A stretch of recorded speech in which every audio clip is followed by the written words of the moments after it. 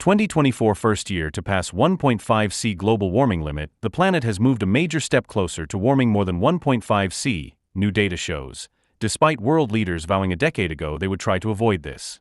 The European Copernicus Climate Service, one of the main global data providers, said on Friday that 2024 was the first calendar year to pass the symbolic threshold, as well as the world's hottest on record.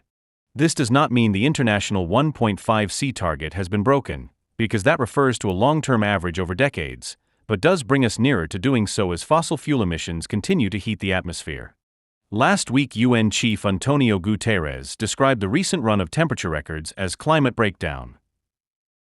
"We must exit this road to ruin, and we have no time to lose," he said in his New Year message, calling for countries to slash emissions of planet-warming gases in 2025. Global average temperatures for 2024 were around 1.6 C above those of the pre-industrial period, the time before humans started burning large amounts of fossil fuels, according to Copernicus data.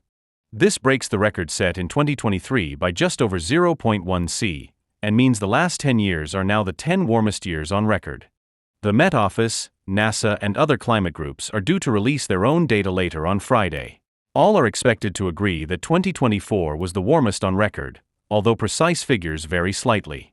Last year's heat is predominantly due to humanity's emissions of planet-warming gases, such as carbon dioxide, which are still at record highs. Natural weather patterns such as El Niño, where surface waters in the eastern tropical Pacific Ocean become unusually warm, played a smaller role. By far and away the largest contribution impacting our climate is greenhouse gas concentrations in the atmosphere. The 1.5 C figure has become a powerful symbol in international climate negotiations ever since it was agreed in Paris in 2015, with many of the most vulnerable countries considering it a matter of survival. The risks from climate change, such as intense heat waves, rising sea levels and loss of wildlife, would be much higher at 2 C of warming than at 1.5 C, according to a landmark UN report from 2018.